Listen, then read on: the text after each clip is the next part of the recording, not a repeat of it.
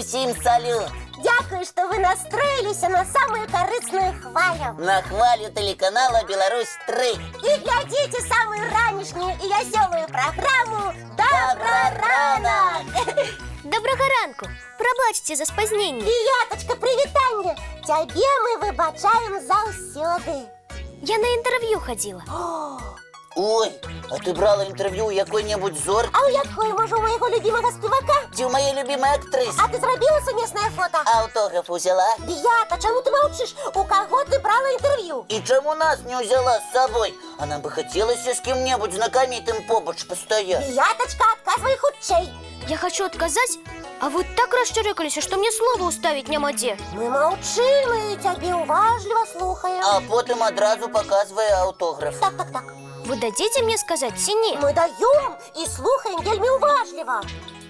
Интервью брала не я. Як не ты? А хто тоді?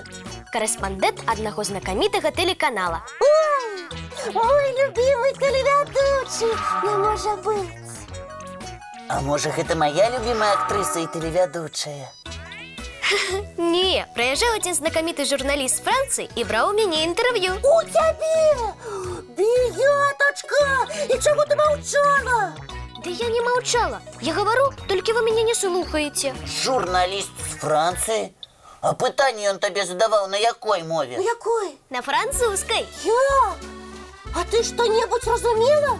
Усё. Я ж некалькі гадоў вывучаю французскую мову. А я по-французску ведаю толькі салют і мерсі. Французская мова, сябры мои, вельмі прыгожая. Напрыклад, ведаеце, як гучыць, як твоё імя? Як? Comment t'appelles-tu? Лесик, приємно познайомиться. А я Кася. А як пацікаюцца пра справы па-французску? Мы не ведаем, скажи. Comment ça va? Комон. Ой, Лесик, тебе еще тренироваться и тренироваться. Давайте пакуль што мультфільм паглядзім, а потым я вам раскажу пра маё інтэрв'ю. Угу.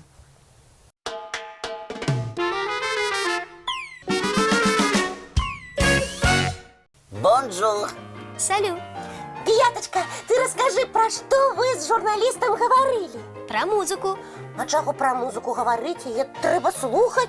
Вось у мяне і пыталіся, на якім інструменце я іграю і ў якіх конкурсах удзельнічала. Бията, поведамі, калі ласка, усім нашим гледачам, что акрамя того, что ты цудоўная вядучая добраранка, ты яшчэ і вельмі паспяховая піяністка. Во як! А узнагарода з якога музычнага конкурсу у цябе самая каштоўная?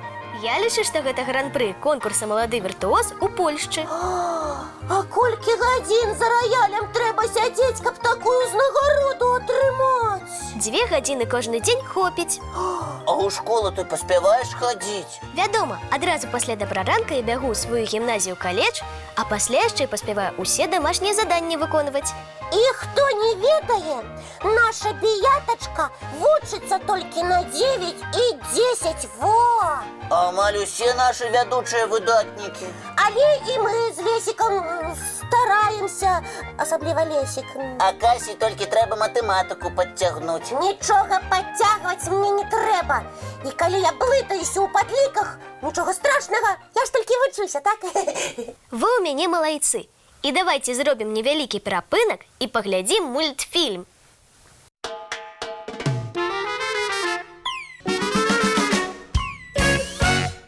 А вы не жадаеце паўдзельнічаць у музычнай віктарыне? Вядома, віктарыны мы вельмі любім. І запрашаем далучыцца да віктарыны усіх нашых гледачоў. Цудоўна. І першае пытанне ў мяне такое. У якім узросце Вольфганг Амадей Моцарт напісаў сваю першую оперу? Якія у вас варыянты? У 20? У 30 гадоў? А можа ў 45? Не, вы не адгадалі. А вось многія нашы гледачы дакладна ведаюць, што Моцарт напісаў сваю першую оперу ў 11 гадоў. Ён быў амаль што такі, як нашы вядучыя. Бията, а ты сваю оперу яшчэ не напісала? Пакуль не, але наперадзе месяц канікул. Можа, і пачну пісаць. Знойдзеш і нам месца ў сваёй оперы. Мы будзем з задавальненнем рэпеціраваць. Добра, а хто з вас чув про композитора Бетховена? Ты усе чулі? Ён много музычных твораў напісаў. А ці ведаеце вы, што дарослы Людвіг ван Бетховен нічога не чуў, але ён добра памятаў, як гучаць усе інструменты аркестра. І ён па памяці пісаў свае творы? Так, шмат гадоў, а слухачы нават і не здагадваліся аб гэтым. А вы ведаеце, што самая знакамітая тэма «та-да-да-дон, та-да-да-дон» належыць якраз кампазітару Бетховену. Я абавязкова куплю білет і пайду слухаць оперу. І мы з табой, так, Беятачка? Дамовіліся. А цяпер успомніце, калі ласка, колькі нот існуе. А каб вам было лягчэй успамінаць, давайте паглядзім працяг мультфільма.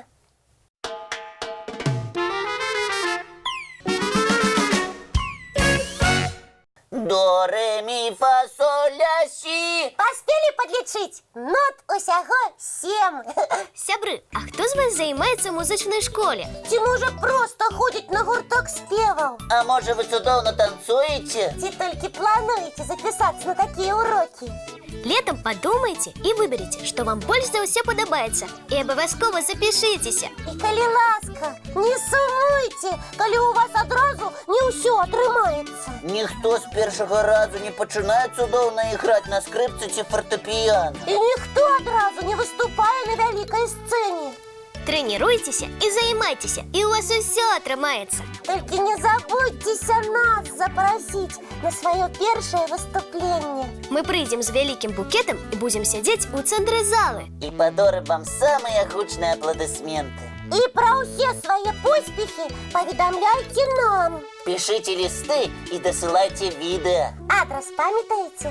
Мы нагадаем. 220 114, город Минск, улица Макаёнка, 9. Программа «Добраранок». Ці можна скарыстацца электронным адресам добраранок.tv@gmail.com. А до конца каникул як мага больш гуляйте, загорайте, подрастайте. Каб з новымі сіламі адправіцца ў восень на заняткі. Толькі знаходзьце, калі ласка, час, каб прачытаць новыя кніжкі. И не забывайте, что с понеделка по пятницу мы сустракаемся на одном и том же месте. Дакладней, на тэлеканале «Беларусь-3». Роўна ў 7 гадзін раніцы. У нашым добраранку! До сустрэчы! Не праспіце!